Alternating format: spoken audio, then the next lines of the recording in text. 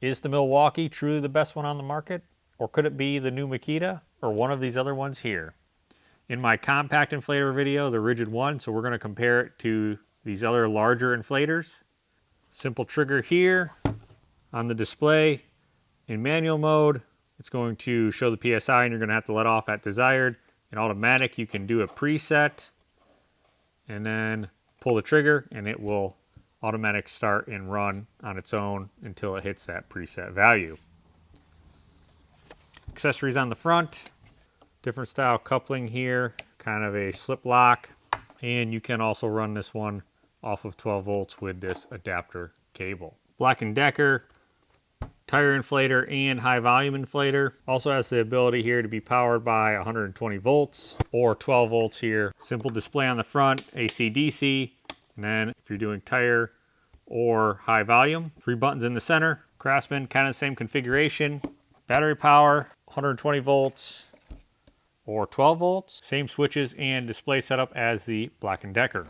Skil, tire pressure adjustment on the side, change between high volume and tire inflation, LED lights, and your play and pause button right there. Also can be powered by 12 volts. Ryobi, battery power only, 4 buttons on the front. Power button is also the mode switch button, pressure adjustment in tire mode, stop and start. Hart, battery power only, 4 buttons the same as the Ryobi. LED light on the handle there. Dewalt, in addition to being powered by battery, comes with a 12 volt cable. This will also work with 120 volts AC, but you actually have to buy the adapter cable separately. Rubber hose, brass end, 5 button setup, scroll wheel to adjust the pressure, start and stop button in the center, change to high volume inflation, and then the LED light there on the handle. Bauer, battery or 12 volts, 3 button setup similar to the Craftsman or Black & Decker. Selection between tire inflation or high volume, LED light switch. Makita, power button on the side, 3 buttons on the top with memory function, screw-on style connector. Only unit here, you do have to hold the trigger the whole time. Also the only one to have a deflation button. Milwaukee, 6 button setup, power units, memory function of 4, up and down for the pressure setting, start inflation button. Has true fill technology where once it hits that pressure reading, it will shut off, wait a couple seconds, and then try that pressure again to make sure it's actually at your desired pressure. So I inflated this tire up to 35 psi. Now the majority of these do have a 4 amp hour battery, with a couple exceptions. With the Dewalt there running the power stack, I did find that performance was about half a second better with the power stack compared to a normal 4 amp or even the flex volt. The Ryobi is running the high performance, the Ridgid is running the max output, Milwaukee is running a 6 amp hour high output because of course they don't make a 4 amp hour high output, and the Bauer is running a 5 amp hour.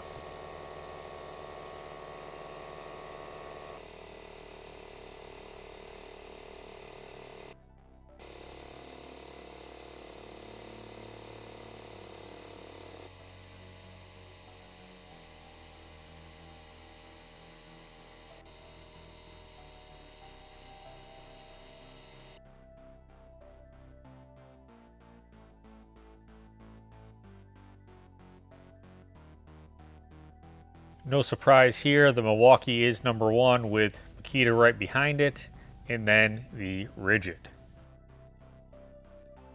Combination inflators all did about the same, with the Dewalt coming out on top.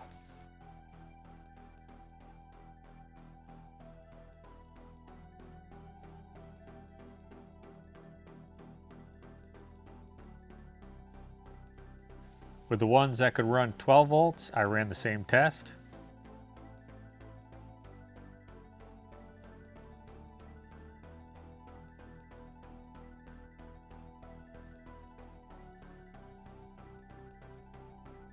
And then again for 120 volts. Keep in mind you can get an optional adapter for the Dewalt.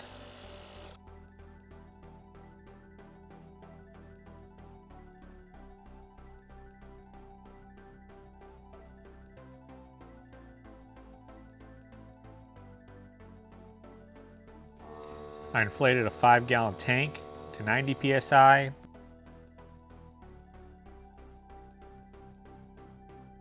With pretty much the same results in regards to ranking.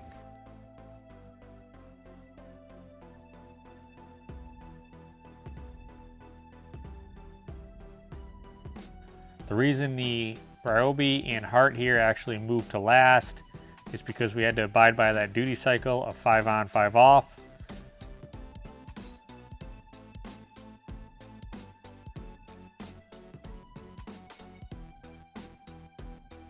During the 5-gallon test, I did capture some thermal video here at the end, just before the pumps shut off.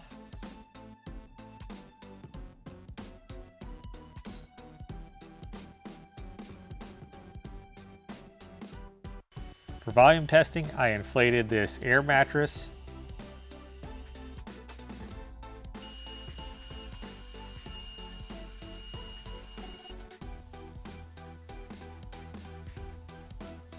And you can see by the results, pretty much they're all about the same.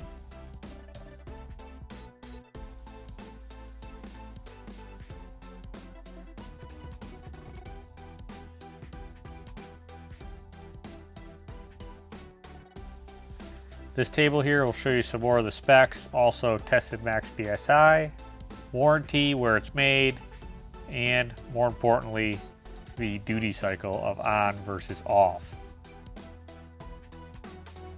After running these and looking at the results, I put the Bauer and the Black & Decker here in last. The Bauer for the most part performed the worst. Storage of the 12-volt wiring is not the greatest. And while I used it, I seem to be able to easily knock this hose off the top. Black & Decker, kind of the same thing with this hose. You can easily knock it off. Battery doesn't fit very well there. And overall, the quality doesn't seem to be the greatest. Next, if you're running either one of these platforms, I think either one are pretty good. I would say for the price, I do like this Hart. The Craftsman gives you that option of 120 volt. The Ryobi benefits from the amount of tools in the platform. Top ranking for combination. I really do like the display here on the Skil and the overall quality, and a pretty big storage spot here for that 12-volt cable. Dewalt here overall best when it comes to combination ones, but you're definitely paying a premium. Just like the Skil, I do really like this display. 2-part display here with a graph. But the biggest thing is this scroll wheel. Out of the bunch, this is one of the fastest to adjust unless you have a memory setting already set. But here you could really get it dialed in quick. Plus you benefit from being able to use a power stack battery. I did find that this hose was a lot more flexible and seemed to be higher quality as well. So when we look at just tire inflators, best budget, definitely going to be the Ridgid. Overall performance, ease of use. Again, set it, pull the trigger, walk away, and it'll shut down at your desired pressure. Also has that ability to use that 12-volt power in case you don't have a battery. So I think either one of these, Milwaukee or Makita, are pretty good. You know, the Makita is a lot more compact. I do like that deflate button. And overall, it's pretty simple to use. But that doesn't mean it's perfect. I think it's got one major flaw. And the fact is, you've got to hold this button even though you put a preset in. In this day and age, why should I have to hold this button even though I have a preset?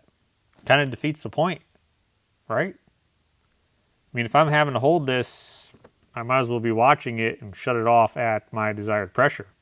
Now, they seem to have figured it out on the heat gun.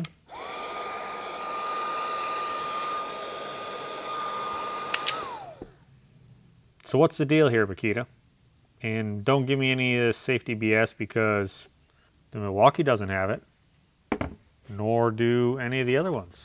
So because of that, and because of the highest performance, I'm going to give number one to the Milwaukee here. Yes, it is a little bit bulky, but you do have the benefit of the higher performance. And you don't have to hold any trigger. So hopefully you enjoyed this video and found it useful. Thanks for watching, and I'll catch you on another one.